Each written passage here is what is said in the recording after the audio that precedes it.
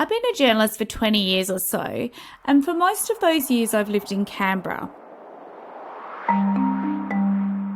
Some people call it the heart of Australia's democracy, others think of it more like a political bubble.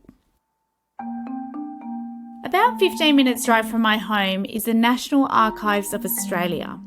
It's at the bottom of this hill. I think you know the hill I'm talking about. Capitol Hill, Parliament House.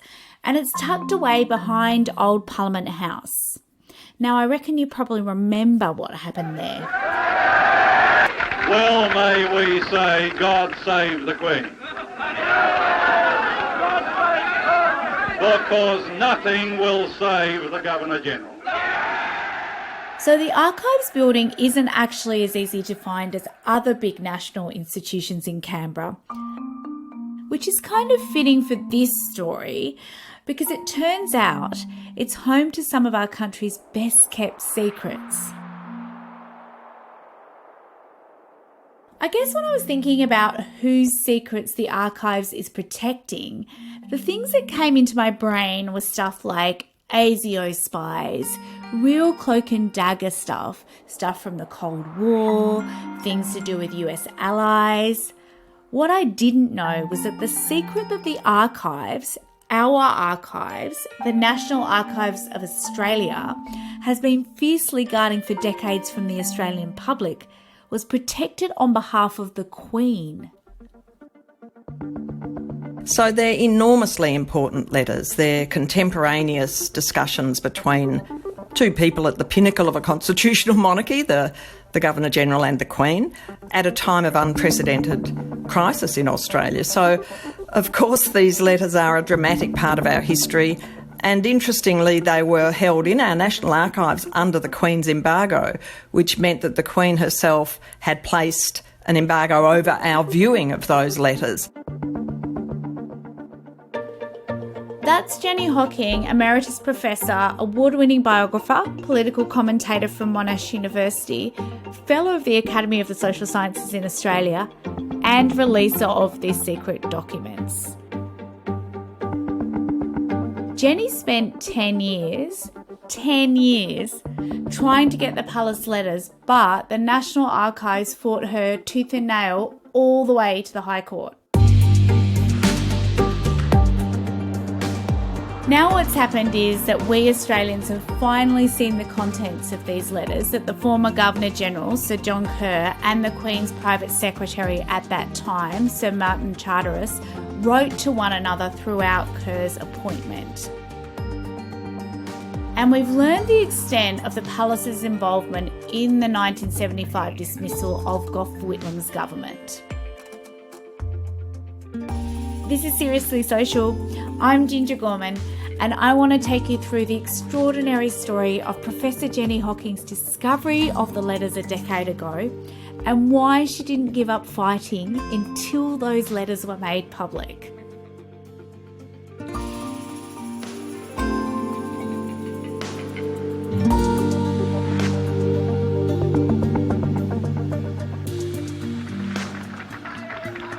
The proclamation, which you have just heard read by the Governor-General's official secretary, was countersigned Malcolm Fraser.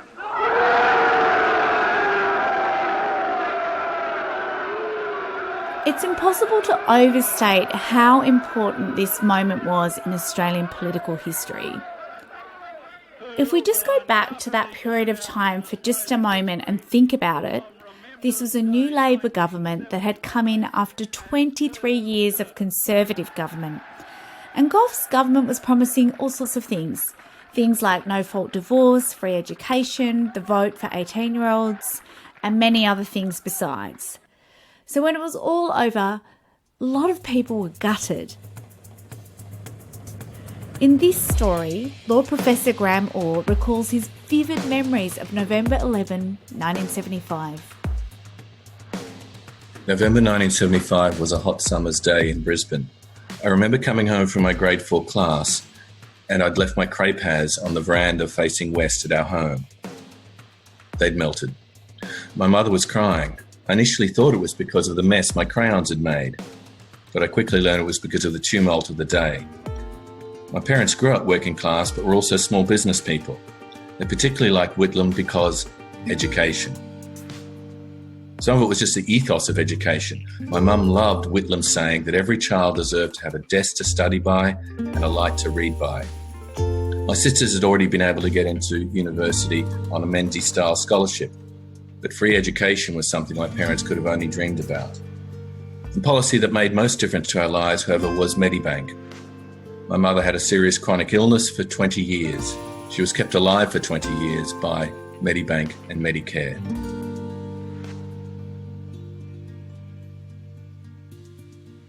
Social commentator Jane Caro was just a kid at that time too, but even so, she was already really well aware of the injustice of the moment.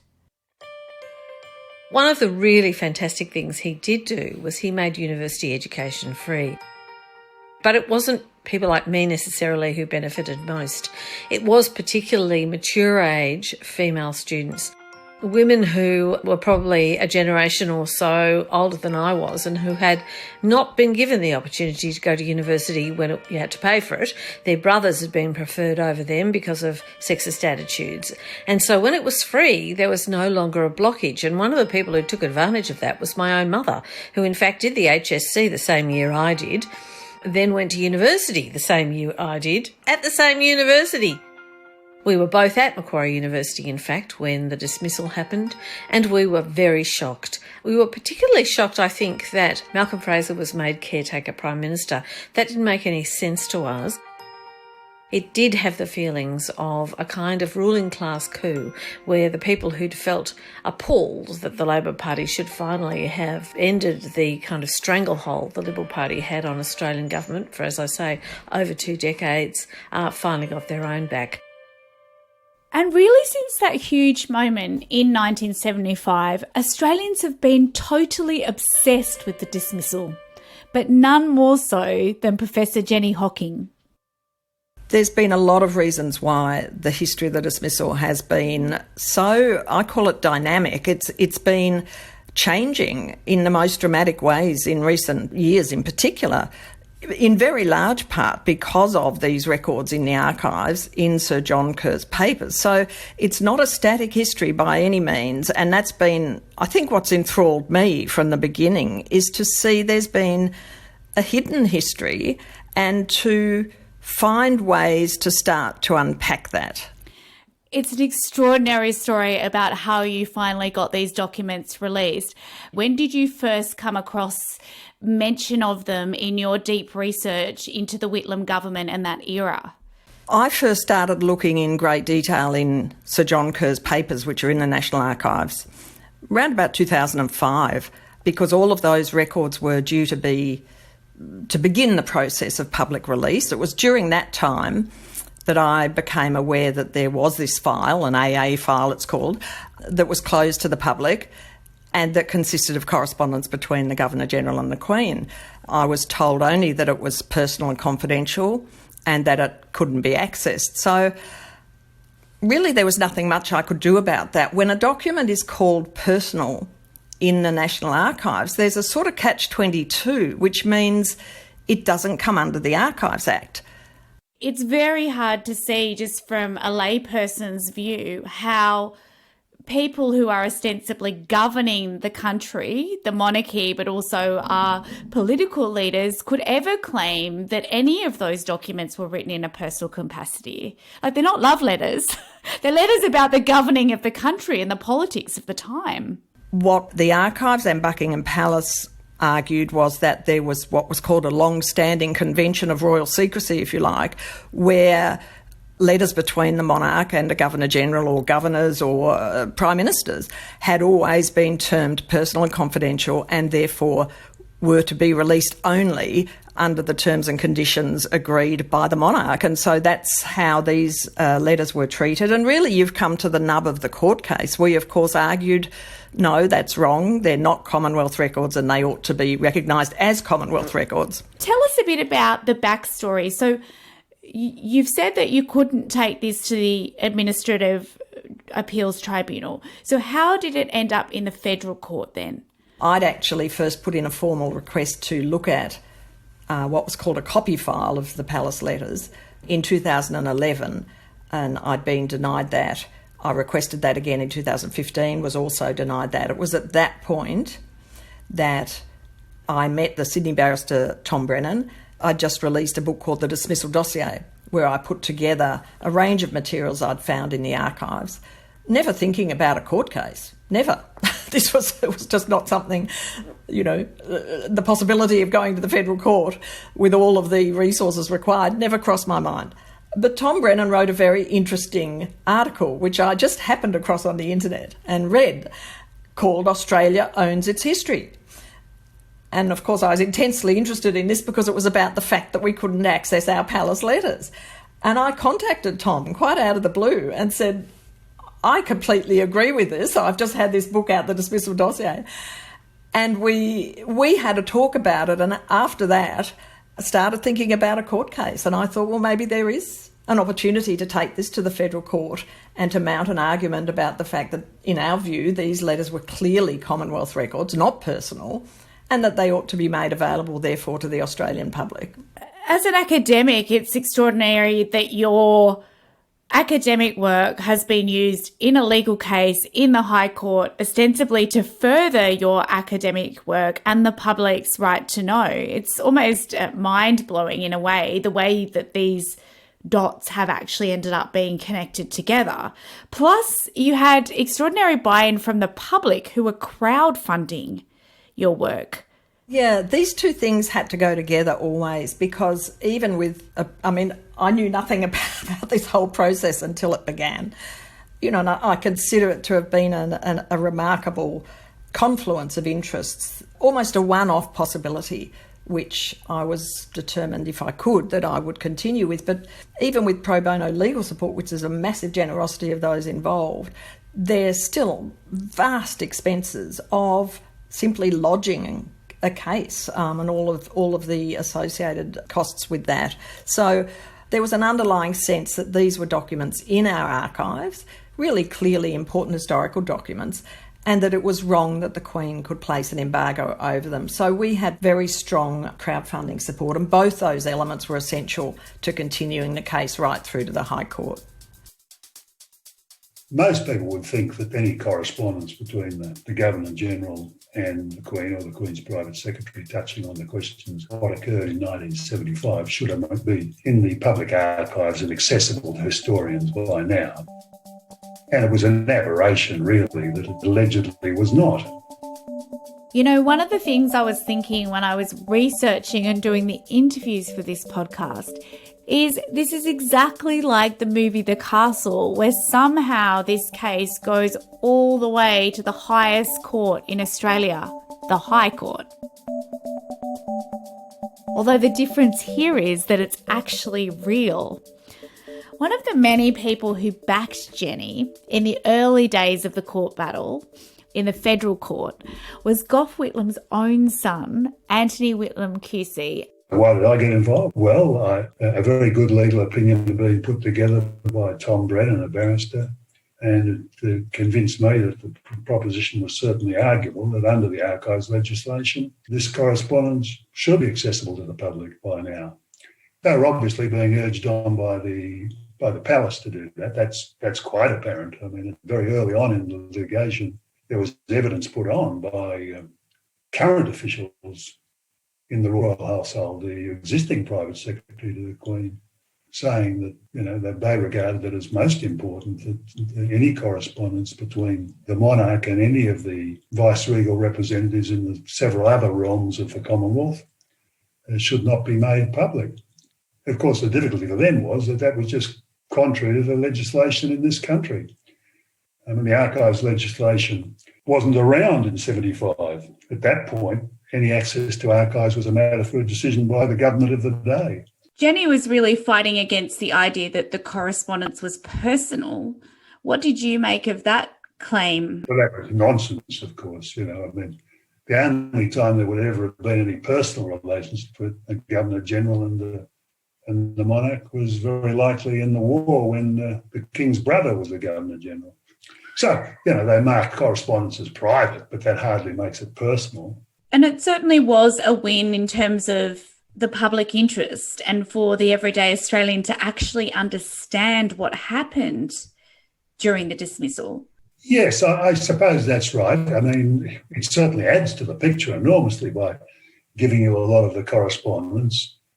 You know, and what was the interesting part was how early in the piece the Governor-General had been canvassing propositions about his possible exercise of this power to dismiss the government from very early on during his office. That's some alarming predisposition on his part, quite apart from what eventually transpired in the Houses of Parliament in 1975.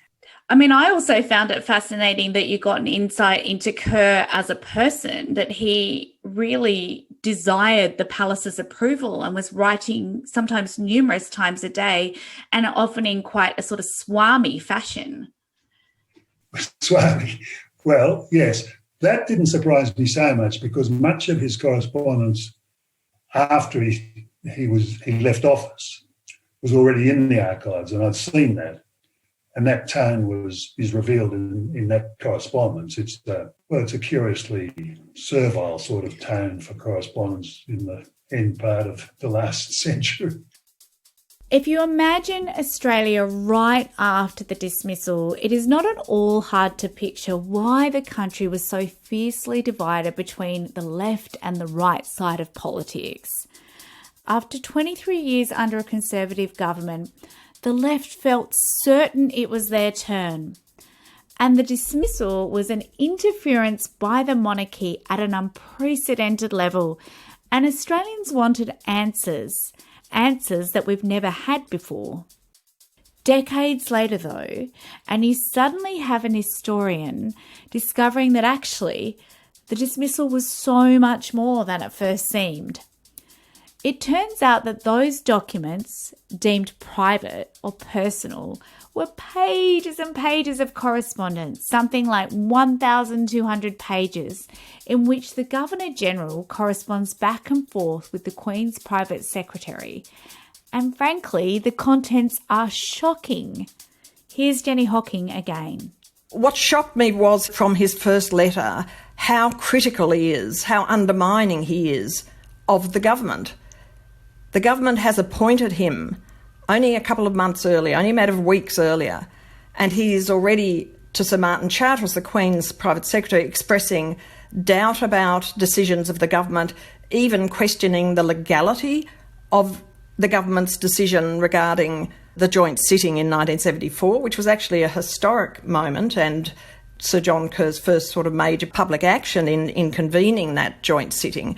So there's an extraordinary sense of both self-aggrandisement but also overweening doubt and need for approbation from the palace throughout these letters that Malcolm Turnbull described them as revolting. And in a sense there is that. You feel both as an Australian but also as, I suppose, somebody interested in our political structures, that it's an undue deference, an almost quasi-colonial deference to a sort of fading imperial relationship that now would strike us as utterly unreasonable. And what did you think of him as a person when you had finished reading all that correspondence? Look, I would say a couple of things. Kerr is clearly very disturbed by his own actions. If you take them within the entirety of Kerr's papers held in the National Archives, he is utterly obsessed by the events of 1975. I ended up actually feeling very sorry for him. He had become a captive of the decisions he had made, that he was in many respects, certainly by the Leader of the Opposition, cajoled and urged and threatened, in Malcolm Fraser's own words, to make. And this is a very disturbing element in the history, is how much pressure Kerr was placed under. So he ruminates repeatedly in his papers, not just in these letters, of course, these are for the Queen's viewing, but in his personal papers where he makes private reflections. He goes back over and over again over single conversations, single episodes, meetings, decisions, etc. And it's clear that those events never left him. And yes, at the end of that, I both felt that I never wanted to go back into his letters again, but also felt intensely sorry for everyone involved. There were no winners in 1975, except probably Malcolm Fraser, who came out, of course, with the Prime Ministership. But both Kerr and Whitlam, of course, were deeply, deeply damaged in different ways by those events.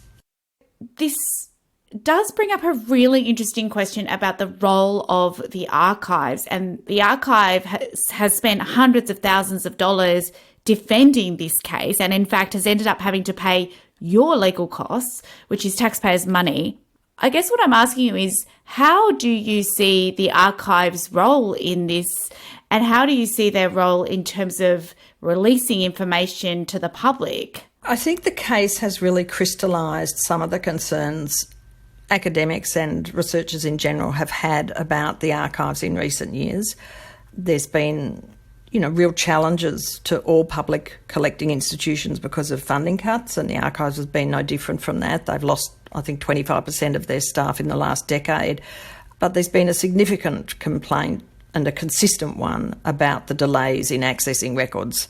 So I put that as the context to a decision by the archives to make the sorts of resource decisions and expenditure decisions in contesting this case all the way to the High Court.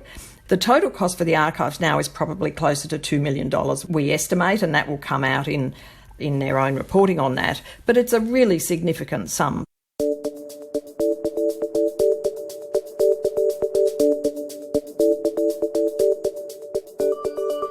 Jenny Hocking's book is The Palace Letters, The Queen, the Governor-General and the Plot to Dismiss Gough Whitlam, and it's out now. Seriously Social is a production of the Academy of the Social Sciences in Australia. I'm Ginger Gorman. Next week, the unexpected silver lining in the pandemic. We are commuting less, and it's changing our lives for the better. Thank you again for listening to Seriously Social, and don't forget, if you like what you are hearing, share our podcast with your friends and on your social channels, and rate us wherever you get your podcasts from.